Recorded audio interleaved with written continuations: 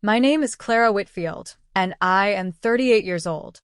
On Thanksgiving, my younger sister stood up at the dinner table in front of 19 relatives, raised a glass of expensive wine she hadn't paid for, and called me the family disappointment. My mother smiled.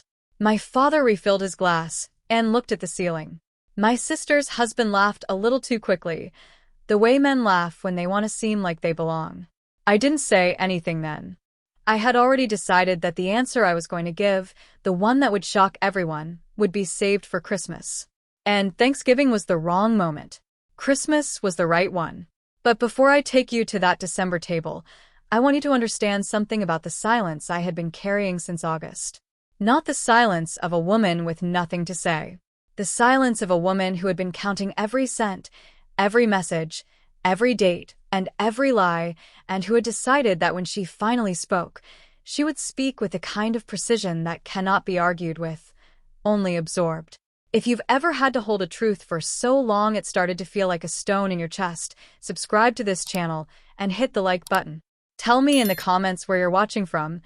It motivates me to create even more interesting stories for you. Now let me take you back to the beginning. The summer my mother turned 65, she asked me to help plan a birthday party at my parents' lake house in upstate New York. This was not unusual. I was always the daughter who planned things. The daughter who confirmed the caterer, printed the directions, called the florist twice when they forgot the white peonies that my mother had requested. My sister Diane attended. Diane also arrived 40 minutes late in a new car, changed the playlist without asking, told 3 stories that all ended with her name, and spent the last hour of the party making everyone admire the diamond bracelet her husband Marcus had supposedly given her for their anniversary. I am being precise, not cruel. These are facts I had written in a small green notebook I kept in my desk drawer at home. Museum work teaches you to document. I have been a senior archivist at a regional history museum for 11 years. My job is to take fragile, complicated, contradictory things and make them legible.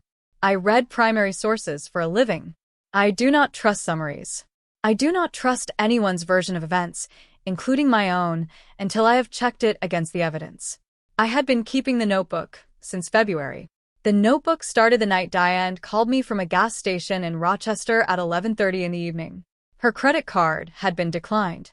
She needed $240 for the tank, for a hotel room, for breakfast. She had been driving to a conference and had, in her word, miscalculated her account balance. She said this in the same voice she used to describe traffic. Inconvenient, temporary, fundamentally someone else's fault. I transferred the money before I went back to sleep. I wrote the date and the amount in the notebook the next morning. Not because I plan to use it, but because museum work also teaches you to catalog even the things you hope you will not need. By August, the notebook had 11 entries. The amounts ranged from $240 to $4,000. The total was $11,860. The reasons ranged from miscalculated account balances to a deposit on a vacation rental in Portugal that Diane said she would pay back as soon as her investment account cleared. The investment account, I would later learn from a man named Gerald Abernathy, who worked for the financial advisory firm my parents had used for 20 years, was not the kind of account that cleared in the way Diane had described. But I did not know that yet in August. In August, I was standing in my mother's kitchen at the birthday party, slicing the peony-decorated cake into 43 even pieces while Diane told a story about her anniversary trip to Milan. My Aunt Frances found me in the kitchen at some point during the 3rd hour of the party. She was the only person in our family who had ever asked me how I was doing and then waited for the actual answer. She stood next to me at the counter and she said, quietly, without preamble, "Your sister told me she paid for half of this party." I kept slicing the cake. I cut one piece and then another. The knife went through the white fondant cleanly. "She told everyone that," I said. My aunt did not say anything else for a moment. "Did she?" "She sent me $200 in April," I said. "The party cost $4,600. My Aunt Frances picked up a small plate from the stack next to the cake. She looked at it. She set it back down. "How long?" she said. She did not specify how long what. She did not need to. "Since February," I said. "At least in ways I can document." My aunt picked up a fork. She straightened her spine, which was the thing she did when she was deciding something important. She was 71 years old. She had the spine of a woman who had stopped apologizing for taking up space sometime around 1987, and she had never looked back. "I want you to call Gerald," she said. "At the firm. Call him this week. I'll tell him to expect you." I put down the knife. Why? "Because," she said, "there are things about your parents' accounts that you should probably know and that Diane probably already does." She took her plate and her fork and went back to the party. I stood in the kitchen for another full minute and looked at the 40 remaining pieces of cake. Then I picked up my notebook from my purse, wrote the date and the conversation in the margin column I had left for notes, and went back to the party. I smiled at my mother when she passed through the kitchen. She smiled back. She was looking for Diane. Gerald Abernathy's office was on the 14th floor of a building downtown with a lobby full of gray marble and potted orchids. He met me in a conference room with glass walls and a view of the river. He had white hair and reading glasses on a cord around his neck, and the particular posture of a man who had spent 40 years delivering difficult information calmly. "Your aunt called me on Tuesday," he said. "She suggested I speak with you candidly." I told him I would prefer that. He opened a folder. The folder contained account statements, a copy of a document I did not immediately recognize, and 2 sheets of what appeared to be wire transfer records. "Your parents have 3 accounts with us," he said. 2 investment accounts and a retirement fund they began contributing to in 1991. He set his glasses on his nose. The retirement fund had a secondary signatory added in March of this year. I looked at the statement he slid across the table. The secondary signatory was Diane Louise Whitfield Carr. "She requested account access in January," Gerald said. "Your parents signed the authorization. Did they understand what they were signing?" "They understood they were giving Diane the ability to receive account notifications and to request fund transfers on their behalf in case of emergency." He paused. He was a precise man. He used words carefully. The authorization form also contained a clause that permitted, under certain conditions, discretionary reallocation of non-restricted assets. Did my parents read that clause? I do not believe so. He set his glasses back on the cord. I should have flagged it when they brought the form in. I did not.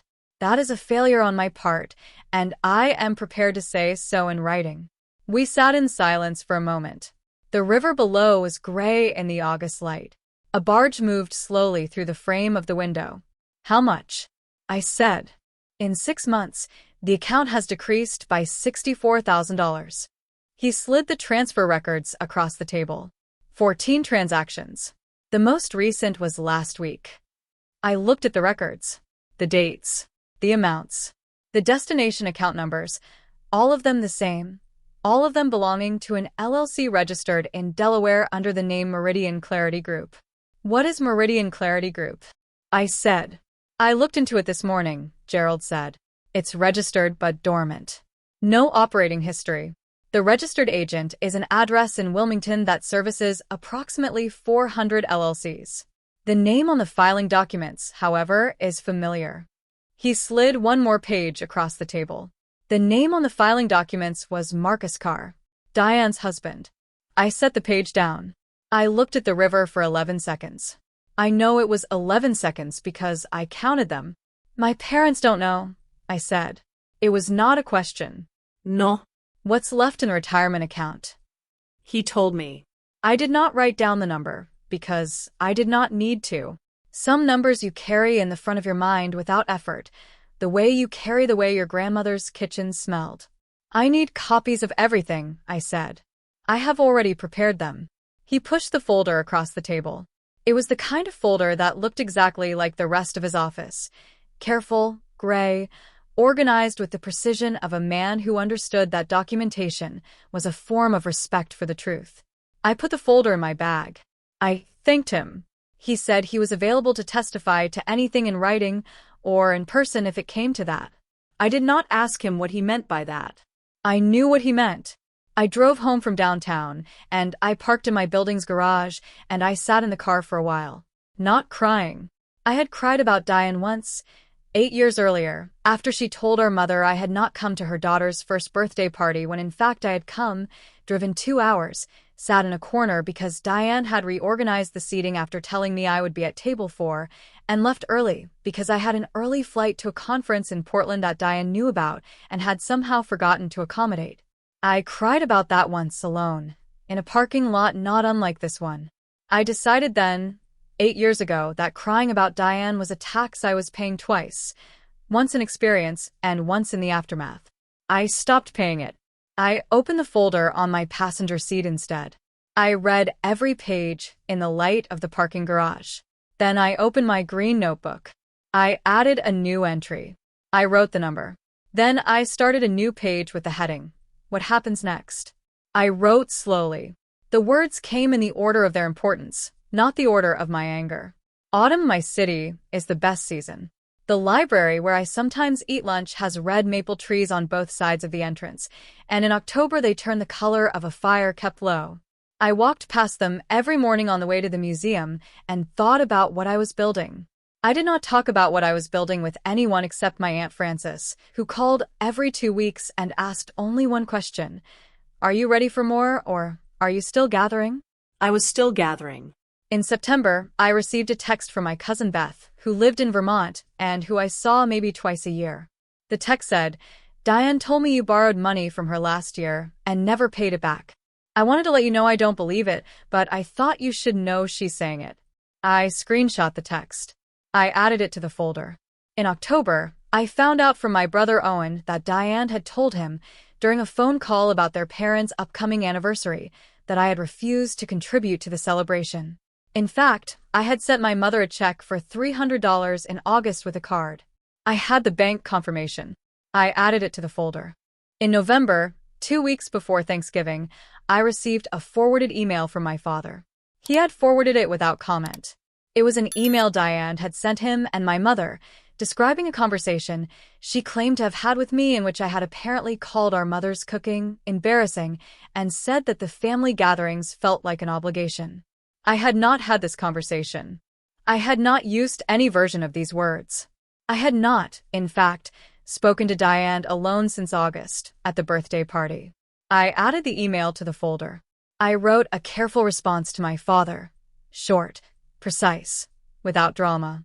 I said I had not had this conversation. I said I had documentation of what I had actually said to Diane since February, and I would share it at an appropriate time. I said I loved him, and I would see him at Thanksgiving. He replied with a thumbs-up emoji.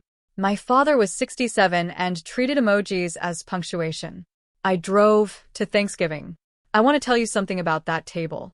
Our family's Thanksgiving happens in my parents' house in the suburbs of Albany, in a dining room with dark green wallpaper that has been the same since 1994. My mother brings out the china that belonged to her own mother, white with a thin blue border and a pattern of small leaves that I used to trace with my finger as a child. There are always more people than the table comfortably fits, so there is always a folding table extension covered with a tablecloth that does not quite match, and someone always says they will bring an extra matching cloth next year, and no one ever does. I arrived exactly when I had said I would arrive, 3 o'clock in the afternoon, 30 minutes before dinner. I brought a sweet potato casserole I had made from a recipe my grandmother had given me in her handwriting on an index card that I had laminated 11 years ago when the edges started to go soft. I brought a bottle of wine. I brought my green notebook and the folder in my canvas bag. I did not plan to show the folder at Thanksgiving. The folder was not ready. I was not ready. There was one more thing I needed to confirm, and I would not have that confirmation until the following week. But I brought the folder because I had learned over 4 months that having it with me felt different from leaving it at home. Some things need to be carried. Diane arrived 40 minutes late. She arrived with Marcus, who carried a store-bought pie that still had the grocery sticker on the bottom, and with a story about traffic that contained 3 mentions of the restaurant they had gone to for brunch. Her dress was a deep burgundy that cost more than my monthly grocery budget. Her hair looked expensive in the specific way that signals the recent involvement of a professional. "Clara," she said when she saw me, in the bright, large voice she used when there was an audience. "You look so comfortable." Comfortable was Diane's word for what she meant when she meant something else. I wore dark trousers and a cream sweater I had bought 6 years ago and still liked. I look exactly like what I am, a woman who does not perform for furniture. "You look well," I said. She kissed my mother on both cheeks and asked about the table settings in a way that suggested she would have done them differently. Dinner proceeded. I am not going to describe every moment of it. I will tell you the moments that mattered. My mother made a toast before the meal. She thanked everyone for coming. She said the year had been good to the family. She looked at Diane when she said this, and at Marcus, and then around the table at everyone else. She did not look at me specifically, but I was used to not being looked at specifically. Dinner was the meal it always was. Good food, overlapping conversation, the particular sound of a family that has known each other long enough to talk in half sentences. Then the pie was served. Diane stood up. She tapped her wine glass with her spoon. The conversations around the table thinned, and then stopped. My uncle paused with a fork halfway to his mouth. My cousin Beth looked up from her phone. "I just want to say," Diane began, "how grateful I am that we have this family." She smiled at the table with the particular warmth of someone who has rehearsed the warmth. "And how wonderful it is that we can all celebrate together, even those of us who don't always make it to events." She looked at me. "Even the ones who show up mostly when there's free food." Several people laughed. My mother smiled. Marcus refilled his wine glass. I looked at my plate. I looked at the white china with the thin blue border. I looked at the small leaves I had traced with my finger as a child. I thought, for more weeks. I had 4 more weeks until Christmas. I had 1 more confirmation to receive. I was not ready yet. I picked up my fork. I took a bite of pie. It was too sweet. "Great pie, Marcus," I said. He looked confused. This was the correct response. The table moved on. But here is what nobody around that table knew, including my mother. Under my calm face and my cream sweater and my too sweet bite of pie, I was finishing a sentence in my head that I would not say out loud for another 4 weeks. The sentence was, "Not yet, but soon." Patience is not the same as acceptance. I want to make that clear because people often confuse the two. They see a quiet woman and they read her as a woman who has accepted things. She has not accepted anything. She is counting. I drove home from Thanksgiving, and I called my Aunt Frances from the car. "She made a joke," I said. "She always does," my aunt said. "Are you all right?" "I've fine." "For more weeks." "Do you have everything you need?" "Almost." "I need to confirm one thing." "Gerald?" "No." "A different confirmation. I'll tell you when I have it." My aunt was quiet for a moment. The highway was dark and wide in front of me. The headlights made a clean corridor through the November air. "Clara," she said. "Whatever you decide to say or not say, you are not the one who should feel ashamed at that table." "I know," I said. "I just want you to hear it." "I hear it." I drove the rest of the way home in the quiet that happens when something important has been said and acknowledged and does not need to be said again. The confirmation I needed came from a woman named Priya Sharma, who was a licensed financial investigator and who had been recommended to me by Gerald Abernathy. She was based in New York City. She worked primarily with families navigating what she called, carefully, internal financial misrepresentation. I had hired her in September. I had paid for her services from my own savings account. I thought of it as documentation fees. Priya called me on the 1st of December. "The LLC is a pass-through," she said. "Not a business. A shell." In the past 18 months, $212,000 has moved through it. Origin points: 1 personal account in the name of Marcus Carr, 1 personal account in the name of Diane Whitfield Carr, and 1 retirement account belonging to my parents, I said. "Yes." She was calm. She said difficult things in the voice of someone who had spent years learning that calmness was the most useful possible response to difficult things. "The funds have been used to service outstanding debt. A commercial loan Marcus took out in 2021 for a business venture that failed within 8 months, and a series of personal credit card balances totaling approximately $87,000. I was in my office at the museum. My lunch was on my desk, untouched. Through my window, I could see the red maple trees along the library entrance. They had lost most of their leaves by now and stood bare and gray and precise against the December sky. "Can you document all of this?" I said. "I already have," she said. I'm emailing you the full report now. It's 41 pages. I thanked her. I hung up. I opened the email. I printed 41 pages on the office printer. I put them in the folder. The folder was now almost 2 inches thick. I called my Aunt Frances. I have it, I said. All of it. All of it. There was a pause. My Aunt Frances had a way of pausing that felt like a door opening deliberately, with intention, rather than swinging shut. Christmas is in 3 weeks, she said. Yes. Are you coming? Yes. Do you want me there? I need you there. Then I'll be there. Another pause. Clara. Yes. This is going to change things. I know. The version of this family that exists before that table is gone as soon as you open that folder. I had thought about this. I had thought about it on the drive home from Thanksgiving, on the train to work, in the exhibit hall during quiet morning hours when the museum was empty except for me and the careful arranged evidence of other people's lives. I had thought about whether truth was worth the cost of the particular peace that comes from silence. The peace that comes from silence is not peace. It is postponement. It is a bill that compounds interest in the dark while you are not looking. I know, I said again. Okay, my aunt said. Then I'll see you Christmas. I want to tell you what I did the week before Christmas, because I think it matters. I did not rehearse a speech. I do not believe in speeches. Speeches are for people who need emotion to carry the weight of their argument. My argument had 41 pages plus 6 months of green notebook entries plus bank statements plus wire transfer records plus 2 statements from Gerald Abernathy's firm plus Priya Sharma's full report. My argument did not need emotion. It needed a table and enough light to read by. I bought a new folder. The green notebook I had been using since February went inside it.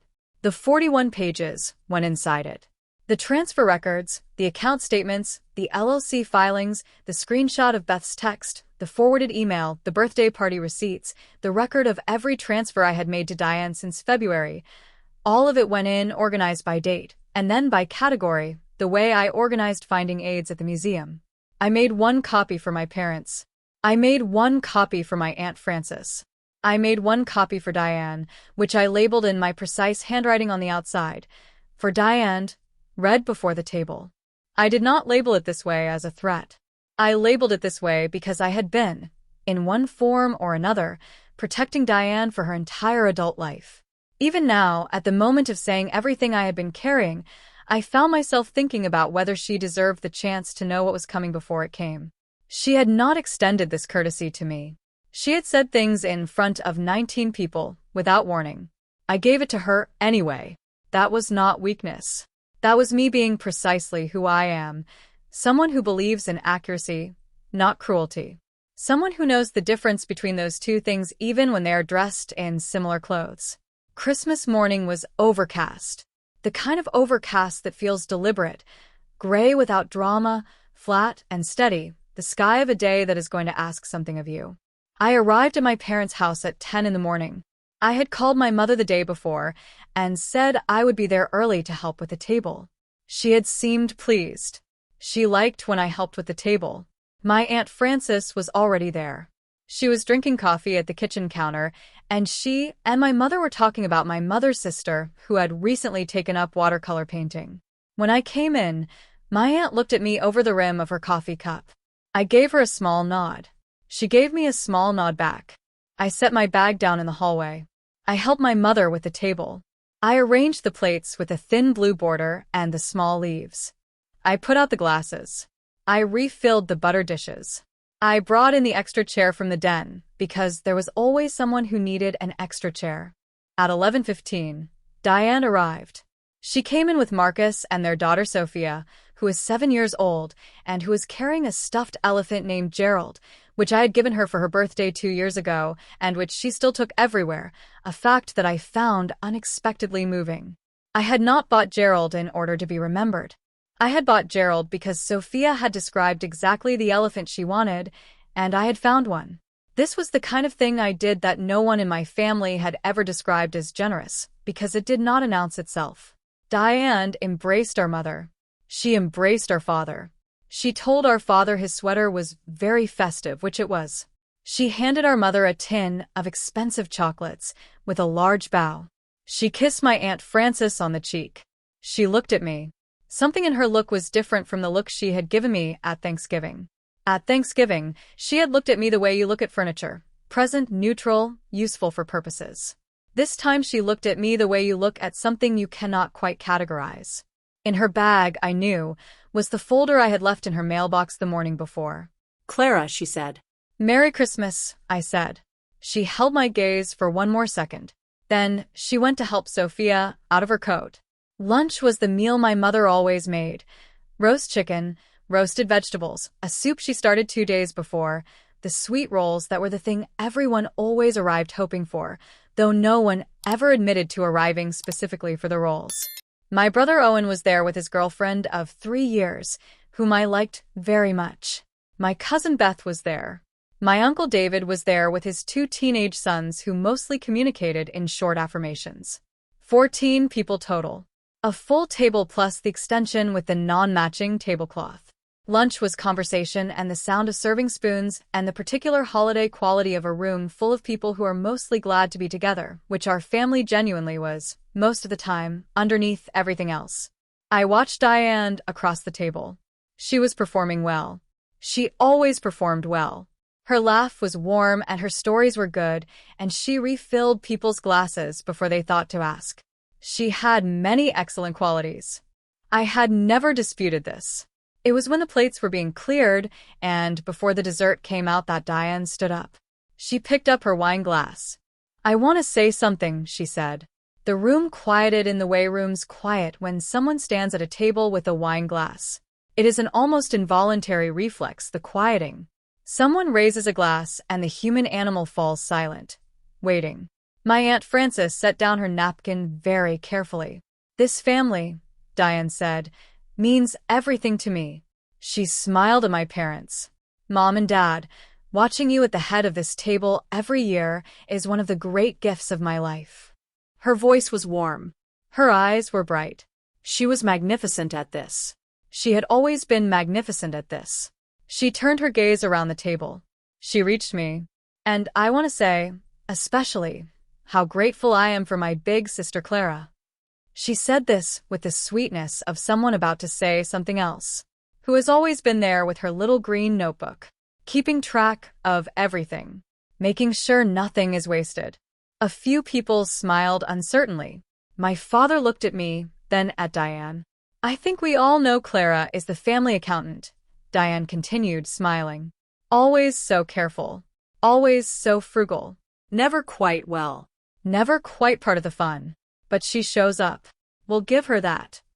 My mother smiled. It was a small smile, the kind that people give when they are not certain whether to smile, but do not want to be the one who does not. My cousin Beth looked at the table. My Aunt Frances did not move. Marcus looked at his phone. I let the silence do its work for 3 seconds. 3 seconds of a room deciding what it had just heard. Then I stood up. It was a quiet motion. I do not stand dramatically. I stood the way I stand at the museum when I am about to say something important in a meeting, upright, unhurried, with both feet on the floor and the certain knowledge that what I am about to say is verified and documented and will not be retracted. I want to return the toast, I said. 14 faces turned. To the family accountant, I said, who has been keeping track, as my sister notes, very carefully. I reached into my bag at the side of my chair. I thought it might be a good time to share the accounts. I set 3 folders on the table, one in front of my parents. I signed the LLC paperwork. I signed because you said your parents were happy to support the business, and that Clara was going to make a contribution too. He stopped. He looked at me. He looked at the folder. Clara was not making a contribution. No, I said. I was not. Marcus sat back down. He did something unexpected then.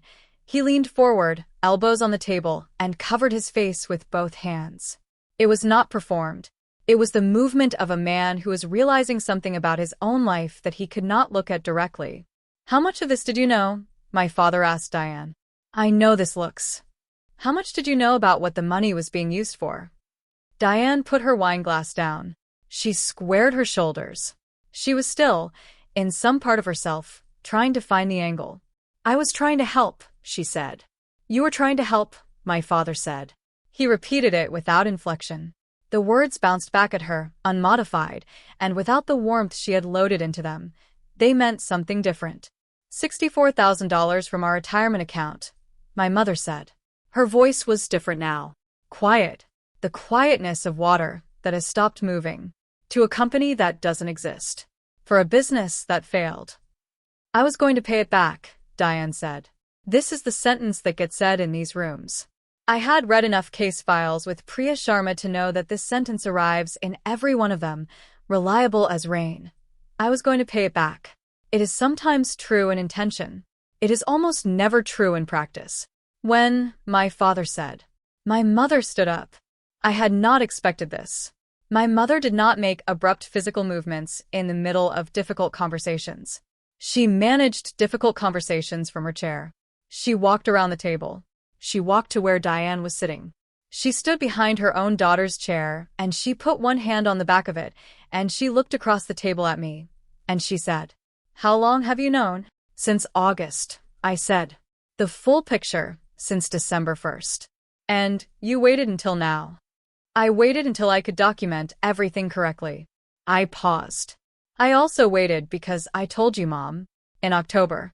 I told you that I thought there were things going on with Diane's finances that you should know about. You told me to mind my business." My mother did not look away from me. "I remember," she said. "I minded my business," I said. Then I documented it properly. My Aunt Frances made a small sound that might have been the beginning of a word and decided against it. "That's fair," my mother said. She said it quietly. She went back to her chair. She sat down. She put her hands flat on the table on either side of the folder, and she looked at it, and she did not speak for a long time. What happened in the next hour was not a performance. I want to be honest about that because these stories sometimes become performances in the telling. They become triumphs with clear villains and clear heroes and resolutions that fit inside an hour. This was not that. Diane cried. Real crying, not the managed version she used at family occasions when she wanted something. The managed version involved mostly her eyes and a certain tilt of her chin. This version involved her shoulders and her breathing and a quality of stillness that came over her face when the performance stopped and something unprotected arrived to take its place. Marcus did not cry. He sat very quietly and read the folder and did not look up for a long time, and when he finally looked up, he had the face of a man sorting through which version of events had been true and which had been constructed for him, and who had done the constructing. My parents were quiet. My father asked questions, precise questions, the questions of a civil engineer confronting structural failure. My mother did not ask questions. She listened. My Aunt Frances sat very still and occasionally said something to redirect the conversation when it went toward blame and away from practical resolution.